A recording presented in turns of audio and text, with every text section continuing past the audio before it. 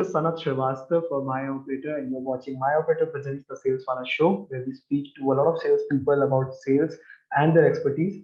Today, we have with us the regional sales head for FairSend, which is Mr. Sahil Gupta. Sahil is here to talk about finances, sales, and the mix of both worlds. So, thank you so much, Sahil, for joining us. Thank you so much for talking to us today. I hope that we are not taking a lot of your time from your busy schedule, since it was very tough to get to talk to you. Thank you, Sanat.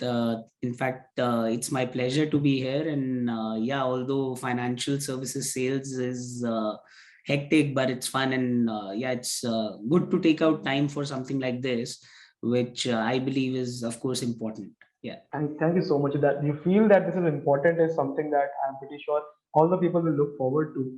First of all, I'd like to know and as well as break the stigma कि financial sales में क्या कुछ होता है? Now, for me, as a 24-year-old guy and who hasn't been a part of financial sales at all, for me it's either insurance, credit card, I guess bank loans. I don't know if it goes beyond that for a normal consumer. So you tell what all is there in financial sales. How do you get all of that? See, okay, first of all, it's way beyond than just the three products that you mentioned.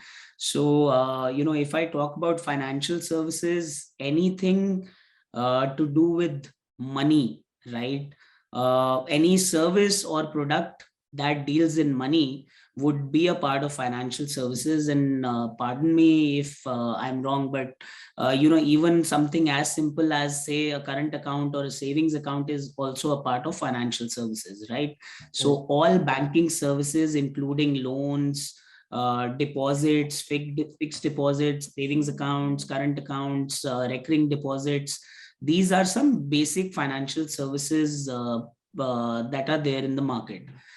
Besides that, of course, since you mentioned that I'm now part of fairsend.com. So Fairsend kind of, the financial service that we are into something called peer-to-peer lending. It is something which was started in India by Fairsend. In fact, we also got the first RBI registration to operate as a NBFC P2P in the Indian market. And yeah, Fairsend.com is something that is new in terms of financial services. So besides the regular bouquet of financial services, there's P2P lending, there's mutual fund investments, there are general insurance products, not only life insurance, but general insurance also, which is a very wide bouquet of services again. Then you have, these days you have, cryptocurrencies. Again, I would say those are also, a form of a financial service in itself. You have post office saving schemes, you have, NCDs, and there's way more than just the three products that you mentioned. And yeah, I think I'll fall short of time if I just talk about all the financial services. I understand that. So on that front, just diverging from a topic a little, since you mentioned cryptocurrencies, and cryptocurrency is looking forward to be becoming a legal tender in India, at least getting accepted by RBI. I want to ask you, being a person in sales, this is a domain which is not well known to anybody at the moment. I'm pretty sure the people who even trade in cryptocurrencies are not very much clear about what it can offer. But when you put it forward to your clients, when you sell it to your clients, or when your team does that, how do you ensure that proper information is conveyed? Because finance is a very important subject. You say one thing or the other, and the whole game changes for the client. So how do you ensure that your sales team is totally educated, properly informed about everything? See, the foremost thing, in fact, not only do financial services, but I love sales. I've been doing that for more than 14 years now. And I'm just in love with sales. The biggest thing is to be true to your clients, right? Whether it's a B2B client or a B2C client, it doesn't matter. Whoever is sitting across the table to you, as a salesperson, it's my duty to be true to that person, right? Not to missell, not to provide any misinformation or, I don't know, wrong information or hide certain facts. if a client, in fact, I believe sales is more about finding about the client more than talking about the service that I want to kind of sell. It's not about selling my particular product, but it is about getting to know about the client's requirement and then see where my product or service kind of fits into his requirement, his or her requirement, right? I believe that's the basic concept for sales. And being ensuring that the team understands this fact can only happen through one-to-one discussions that we have with the team members. That I believe is more important than group trainings, although group trainings of course has a specific purpose behind that, so that is more on a macro basis.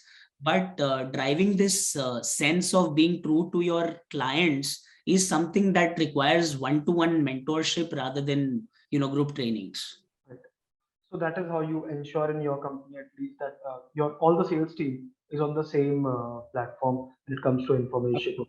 Now, Of course. another thing that you have said, B2B and B2C. So, how difficult, or I would say, since you're currently selling B2B2C, so what are the challenges that you face when you are selling in B2B industry, or rather, which is an extension of B2B, B2B2C? What are the challenges you have faced, and how do you overcome Uh, okay. See, the biggest challenge in a B2B2C kind of a business model is that I'm sure you would have heard about something called Chinese whispers, that? Right. right? So there's a lot of information that gets filtered out before it, while flowing from the consumer to the, say, management of a company. There's a lot of filtration that happens in the communication. This, I believe, is the biggest challenge because you are kind of not directly dealing with the clients.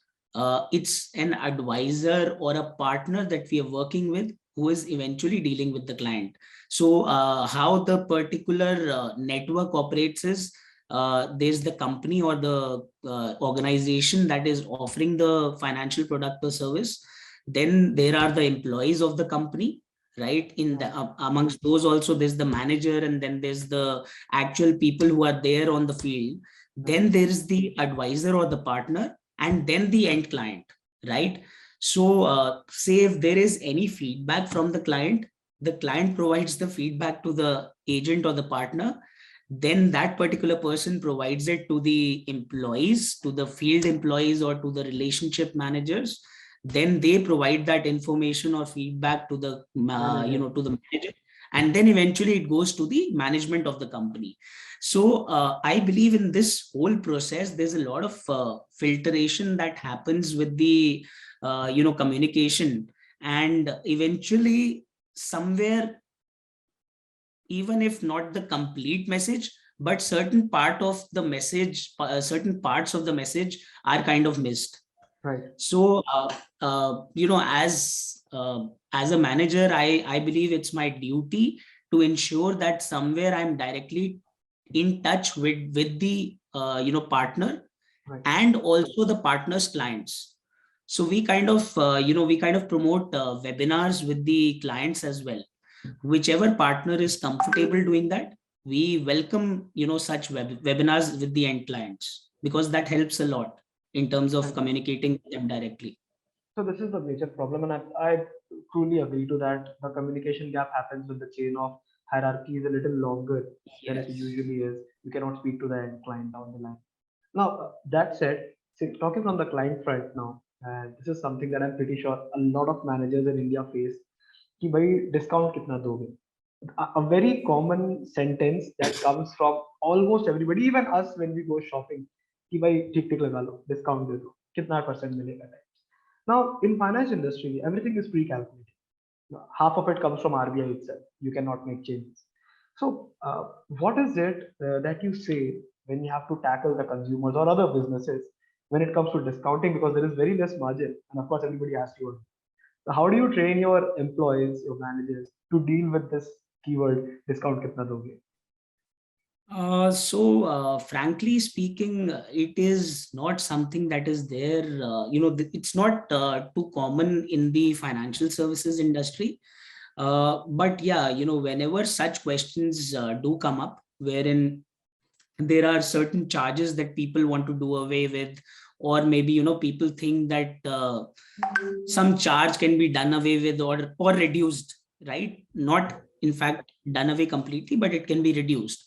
So the biggest point that we kind of promote is that, sir, if there is a particular charge, then you get a personalized service, level of service that is attached to it, right? So in financial services, I believe the communication or the relationship that a relationship manager has with his or her client, I believe that is the most important aspect of financial services, or the sales of financial services. And if that relationship and that level of service delivery is there, no client ever talks about reducing charges or discounts or things like that. Right. So I believe that level of service and that relationship building is something that automatically tackles with such questions or such apprehensions of the clients. So ultimately, you provide value for money, and whenever clients Yes. ask about that, you just tell them that's it. You just wait and watch. If you don't like the services, it's always up to you to get up and leave, that kind of thing. Exactly. See, in financial services, there's competition all around, right? Even if I talk about P2P lending, that's like an upcoming financial service in India, still there is enough competition in the market. Right. Faircent has the maximum market share, Right. right? It's an industry leader, but besides that, there is still other companies that are doing pretty well in this space also. And it's one of the newest financial services in the Indian market, but yeah, there's a lot of competition. I think that's how you crack the competition. You give value to your client, otherwise, he has options, to put it simply. Exactly. That's how you do it. Sales of financial services or any sorts of sales, it's all about relationship building. Right. Right. So now talking about that relationship building, let's play another thing that starts with R, and that is rapid fire round. So to start with, the first question I have for you, Sahil, going back to the time when you started your sales, how much was your first sales worth? How much money did you make on the first sale? Okay, so I've always been in an employee kind of a scenario. So it was always the salary that I was making. All right. And frankly speaking, if it's sales that you're talking about, the first job that I did for sales was not a financial services sale. In fact, it was a very different kind of a sale. It was kind of promoting alcohol. This was, yeah. So this was way back when I was a college student. I used to work with a brand called Teachers Whiskey, Right. and I was kind of placed at a stall in one of the defense canteens, Right. wherein I was telling people to buy more bottles of Teachers Whiskey and they would get a free flowers. If they buy 6 bottles of that particular Teacher's Whiskey, they would get an RCR flowers. RCR is a well-known brand in Right. terms of vases. And yeah, that's how my stint with sales started. So Then if I put it in a different manner, how much was your first sales worth? Means how much did you sell for? So the first financial services sales that I did was a life insurance check of 10,000 rupees. So it was a premium of 10,000 rupees per annum. All right. So that was like from 10,000, and I can't even guess how many zeros are there when you're talking about B2B Yeah. now. So now it's difficult to count those, but yeah, that's the most important thing. The Right. zeros should keep on increasing on the right hand side. Definitely. So talking about those zeros and talking about money. Now, as a salesperson, what would you prefer? Incentive or recognition? For me personally, at this level, it is about recognition more than incentives. Okay. Uh, yeah, so I believe I get a greater high from recognition compared to money. Right. I guess for the salesperson level at the executive level, incentives make a lot of difference because in those initial years you're running after that exit. Of course, initial, in the career path of a salesperson, initially it's all about incentives, but because believe me, the amount of incentives are way more than the fixed salary that there is for a employee who starts new in the sales sales department. And the best part is sales kind of grows onto you, right? Right. Every new person or a new employee in sales, they hate sales, right? Right. But eventually, okay, I also hated sales when I had just started my career, right? Although I was again into financial services, people used to respect me a lot because for them I was a banker. I was not a salesperson. I was a banker. I was working with Standard Chartered Bank. So yeah, there was a lot of respect that I used to get, but eventually it was all about sales, right? My manager used to ask me about life insurance sales, about CASA sales, about mutual fund sales. So initially in sales, you kind of do not like it when numbers are not happening. But Right. then eventually when you realize that it is a cycle that kind of generates because of your hard work, and it grows onto you. So Right. today I love talking to people. I love talking to new people. Believe me, in my personal life, I am an introvert, but I am in this profession since the beginning. In fact, at Standard Chartered Bank, my best friend from MBA was one of my colleagues. So Mhm. he used to tell me that I am shocked to see you So many talking so people. much with strangers. Right. And uh, you can laugh it off, but my friends used to sometimes call me Sannata. That was kind of a nickname. I was Just such an because you were an introvert. introvert. Yes, I did not talk a lot, but of course, Now, during my job, I used to speak a lot about the services that we were offering. I throughout the used day, to it's one call after another. exactly, and my first job it was more about physically meeting people. I used to Oh, handle the walk-ins at Pitampura branch for Standard Chartered Bank. So yeah, it was more about the physically meeting people and interacting with them, because people were walking in for all sorts of requirements and service needs. right. And yeah, so So, that was a huge change for me personally. so on that front, talking about the initial days of a salesperson, when you hire somebody, when you hire a salesperson for your team, what is that one question that you have been always asking at the time of hiring? See, that one question is that what kind of motivates the person? Because as I told you, sales is something that will grow onto a person. Initially, people might not like sales, right? But it grows onto you. But it can only grow onto a person if that person has some form of motivation. So, I joined Faircent recently, and the first question I asked, the team members was, okay, how much incentive do you want to make? Okay. The next question during my interaction was, what will you buy with that amount of, Money. incentive? Yeah. So one of the person he told me, one of my team members, he told me that, I want to buy this Samsung Fold 3. Okay. uh, One of them told me that I want to buy Tesla shares with the amount of incentive that I earn.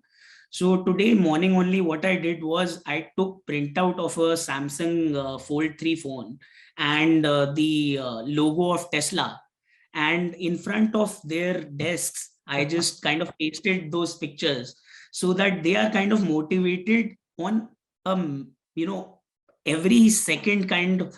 So if they look up, they see this picture and they're kind of reminded of what they want to work for Right. during the next 30 days. Right, and that's actually a very different thing, a very unique thing that you have done. It sounds more like coming straight out from a Hollywood movie. That you have done that. You come up and ask questions and then do it right in front of them, paste it on their desk. Now, that said, talking about money, how much money do they make? And this is my second last question for rapid fire, so you can rest a bit. Now, there are types of clients or two situations. One is where the client is large, but then the client is hard to grab. However, in the second situation, the client is a smaller one, but they are easy to crack. So which one would you choose if you have to put your efforts, let's suppose, towards the month end? Which one would you choose? A large but dicey client, or a small but comfortably built client, easy to handle? So it's a very subjective question. Mhm. Okay. I'll tell you why I'm saying that. If I'm very low on numbers, right? Say if my target is 100 and I've only achieved 10, Right. right? I would kind of focus on that small ticket size but easy to crack client. Okay. Okay. The biggest reason being that I'm already low on sales, right? I want to increase the number of sales because it kind of portrays to the management that although the value was low, but there was volume that we had achieved, and yeah, that will kind of tell the management that there was work happening, right? The value might be low, but there was work happening.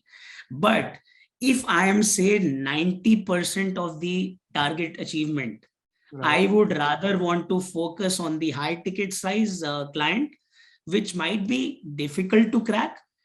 But if I crack that, then I kind of overachieve my targets by a huge amount, Plus the incentive right? you make is, of course, at that time you're thinking Incentive about the always, incentive.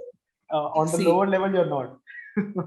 incentive, believe me, incentive is always there at the back of the mind of all salespeople, Okay. and it should definitely be there, right? It should definitely be there. I see. So my last question to you for this rapid fire round, that if you could go back, 14 years back when you started your career, what would you, today's regional head of SN.com, so Sahil Gupta, would tell the college pass out Sahil Gupta about sales? Sales is good, hang on. Okay, so It that looks is tough, something but that it didn't is good. happen. Yeah. I see. I believe me, I thought about it many a times to kind of let go of the sales profile and get into, okay, I was always very good at financial subjects. Okay. Maybe not the reason why I'm into financial services sales, but yeah, I was very good at financial subjects during my study days. And people always thought that I would either get into accounting or KPO or something like that. But yeah, eventually, as someone who was doing MBA from a small private institute, for me, getting a campus placement was more important than kind of cherry picking what I want to do at that point of time. And touchwood, I believe that whatever happened for a reason, and it was good. I see. So you will simply tell Sahil कि भाई wait कर ले अभी छोड़ने का मत सोच. It's just a phase. It will Yes, pass out. I I yes, I relax. I will coincide on that. I will coincide on that because when I joined sales, I did sales for a couple of years, and Okay. in the initial, I would say 6 months. By the 6 month, I was like, ये मुझसे नहीं होगा. So I can speak a lot, I can do well, but this is not the thing for me. I think I should quit. But Okay. something told me go to the branch manager, and she came out a very helpful person. I was like, चलो एक बार बात करके देखते हैं. Just ask her कि can you help me with sales? I know you can't sell for me, but maybe she can tell me something. She took me under her for a week, and in December I went under her towards the last of December. In January I scored, I guess, 200% of my target, yeah, 225%. Wow. And I was like, okay, so I don't want to leave sales now because now this is happening. Right. And then I continued for a year or so, and then I realized, wow, man, this is totally a nice field. Well, I don't know why people look down at it. So I totally agree to you on that. Now, one thing you mentioned, the MBA. Since you've done an MBA, I want to ask you, in India, I don't know if it's fortunate or not, but a lot of people believe, and a lot of employers also believe, that MBA is a must when it comes to the management ranks. The moment you rise beyond, I would say, TL or manager level, you need an MBA to work over there. However, we cannot deny the fact that there are a lot of people who haven't done an MBA and they are doing exceptionally well on those high positions. So, on your part, when you are sitting at that level with that MBA, how much relevance of an MBA do you think it has when it comes to sales at the managerial level? How much relevant is MBA? See, personally, my point of view, I would rather not do the MBA from a small private institute, and I would rather work for 2 years. Okay. Believe me, that's my personal point of view. uh, Again, I don't know what happened to me, but recently, 2018-19, I again did MBA, so I'm kind of a double MBA. Yeah, again, with this thought process also, somehow I felt that with all the startups, the whole startup culture that started coming in, I somewhere felt that I want to uh, gain you know education, that theory, that theoretical knowledge about how startups are funded, what kind of fundings are there, and Right. all around this particular space of startups. And in fact, for that reason, I kind of did an executive course from UCLA Right. in 2018-19. It was a hybrid kind of a course wherein some classes were physically, as in both offline and online kind of a model. And but I still believe that I would not want to maybe do MBA from a small institute for 2 years, and rather focus on gaining more practical experience in a job. Right, right. And that is, I guess, something that people do believe. However, on the managerial front, when people want to rise up the ranks, it is often seen that MBA comes up or higher education comes up as a requirement. So, do you also feel that since you have been, serving as VP or the management level employee of various companies and you have switched, so do you feel that that comes out as a requirement from management, or is it just a hoax that people have built up in their minds कि नहीं manager बनना है तो MBA चाहिए ही चाहिए? Is it something like that? Again, you've kind of pointed out one of the benefits of being in sales. I Uh-huh. don't think it's required in sales, maybe in other departments, in other aspects of business, but for sales, believe me, it's not required. And if you are doing very well in a sales job, believe Right. me, no one will ask you about a management degree. I see. So for all those managers who are listening to us and who have been thinking कि यार काश MBA कर लिया होता ना तो आज हम भी manager बने बैठे होते. You don't need an MBA to become that manager. Just go out, do the sales, show the Focus numbers. on those numbers. Right. Focus on the numbers. Numbers is the thing. Now, Yes. that said, talking about one thing that, of course, MyOperator is closely associated with, and that is call management. In across industry, we do provide call management systems. So that said, what is your view of the importance of a call management system in terms of sales? Because a lot of financial sales happens over calls. So the importance of having those calls recorded, the importance of having those calls tracked.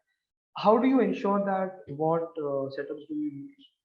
Just your overview on that. Yeah, so in fact, at my stint at Alankit, Mhm. I think that is one of those companies wherein we actually used it a lot. I am kind of, I can't recollect the name of the company that we were using, but yeah, it was a very important aspect of my day-to-day job, because as someone who was heading the business there were all sorts of bad elements calling in, bad clients calling in. Right. And sometimes the team also used to kind of you know act in a bad way. Right. So to keep that, you see, a client, maybe a client, if he or she is getting on a bad note, that's still okay. But as an employee of an organization, you're kind of representing the organization.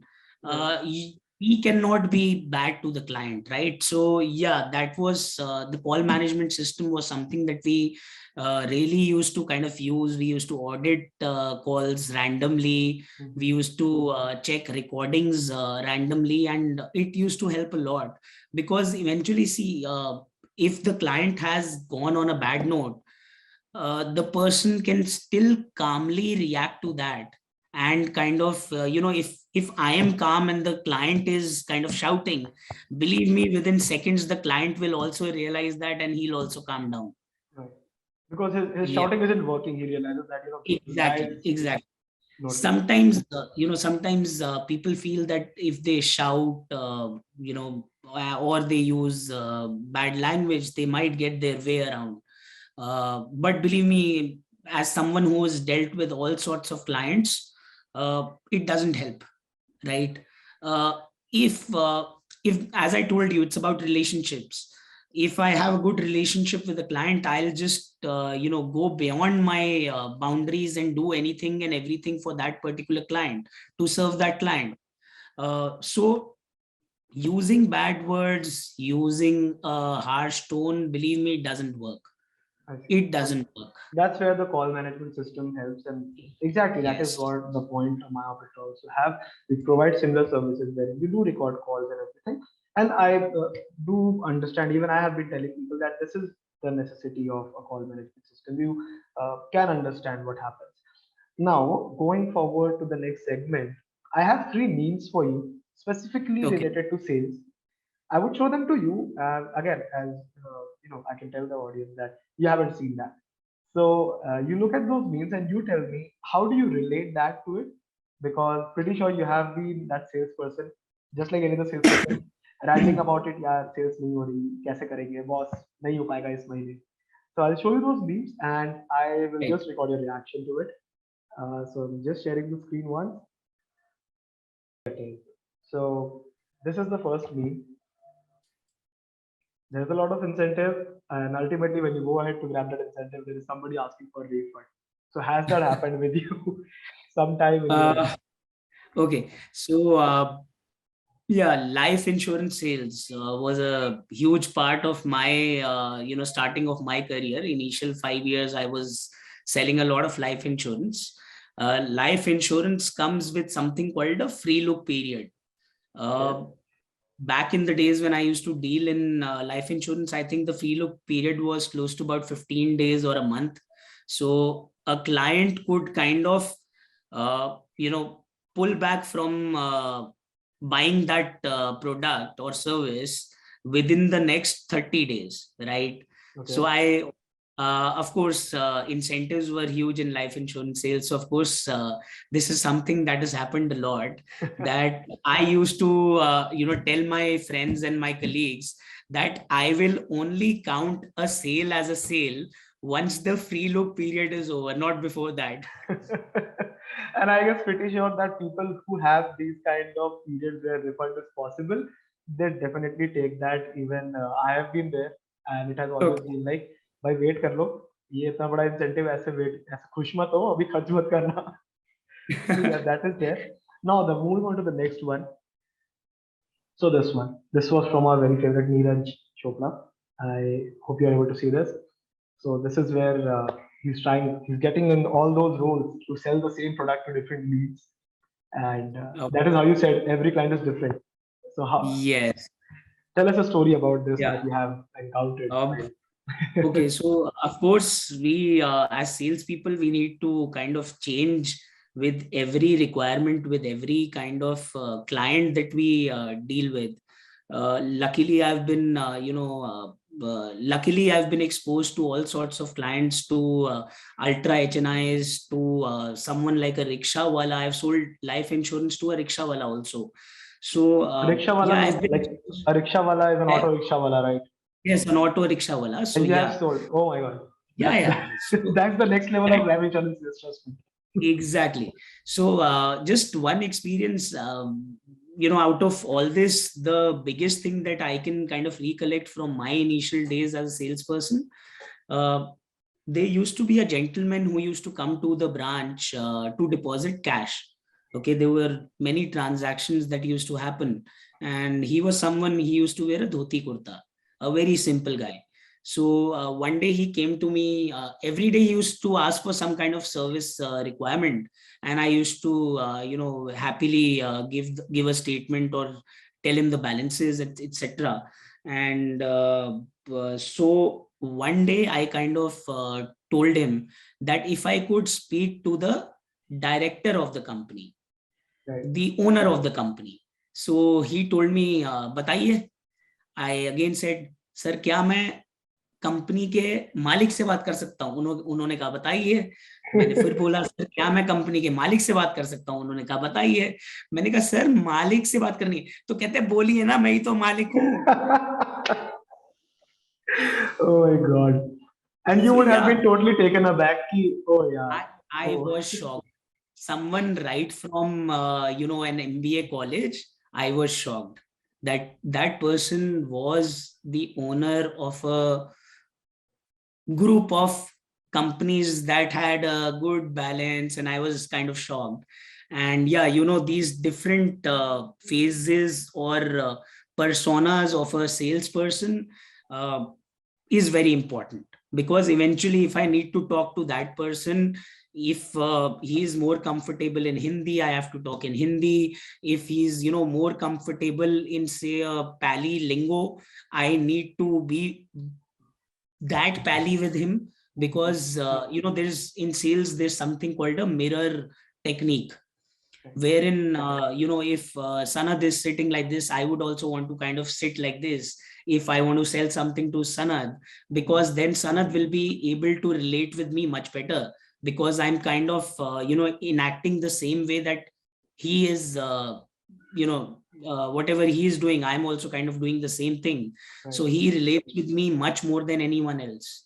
I understand. So that's Yeah. I guess a lot to take in for all the people who are watching, because the techniques are something we do all on the daily basis, but never realize that.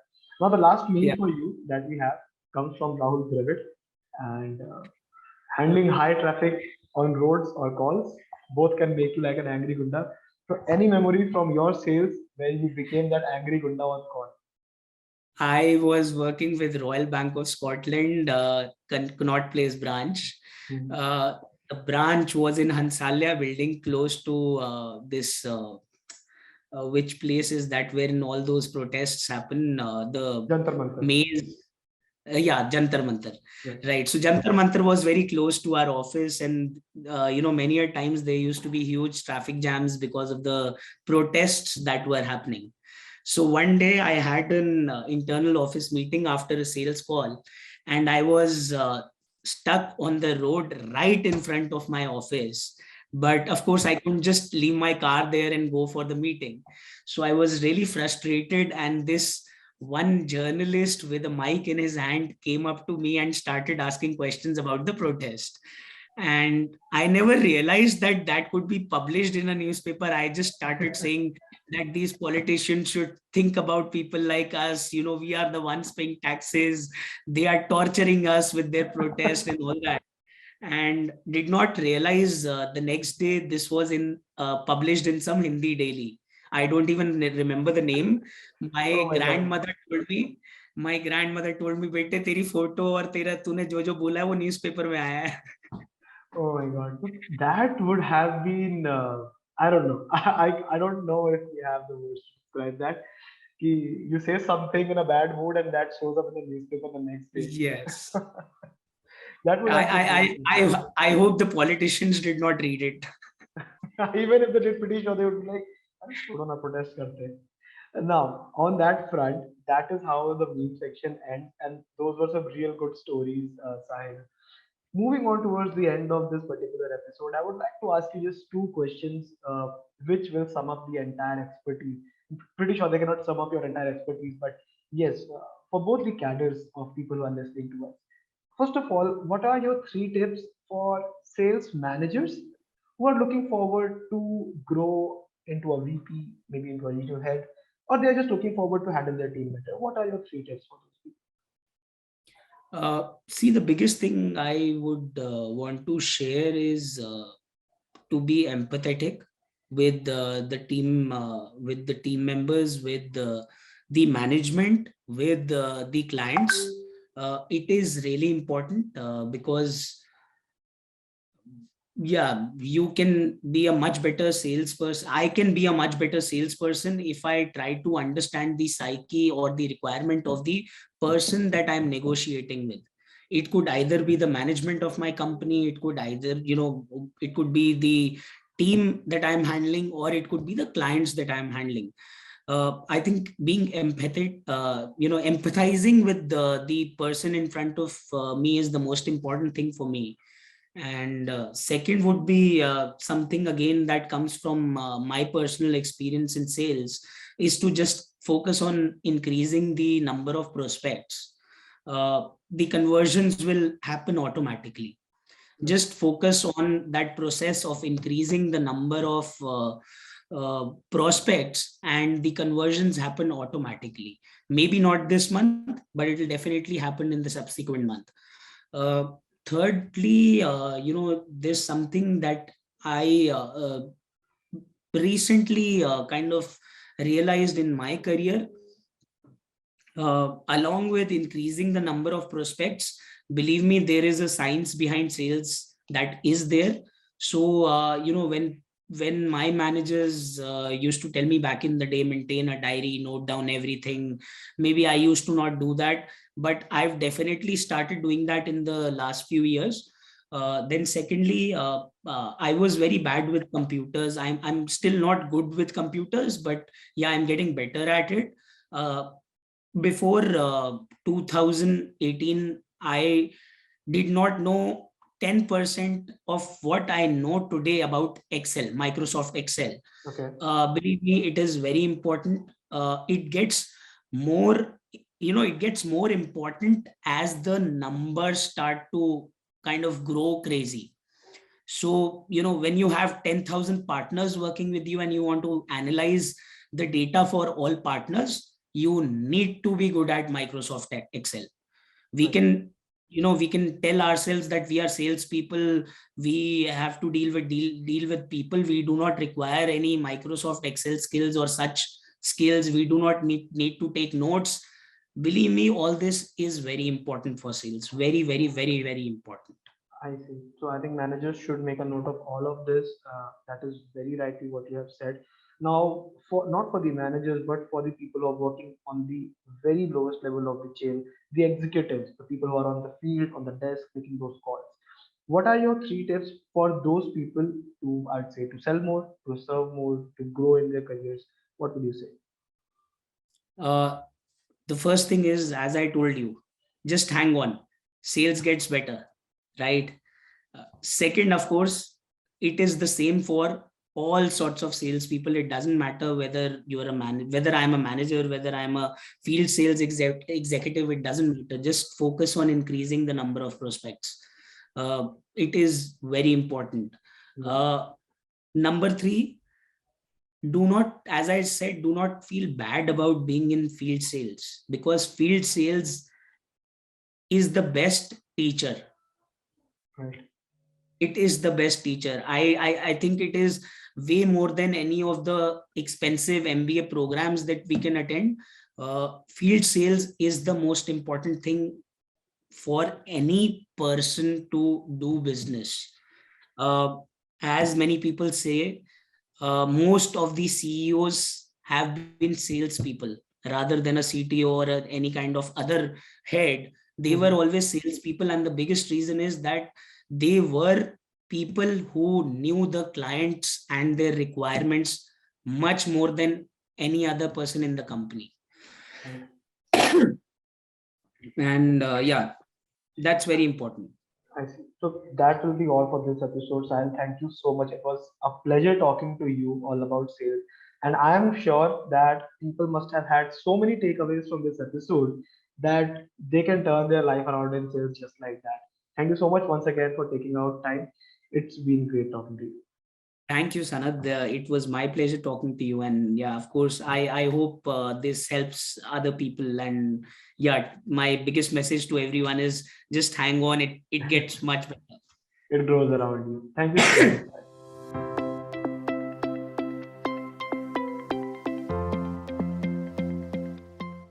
What is your favorite part of a sales job?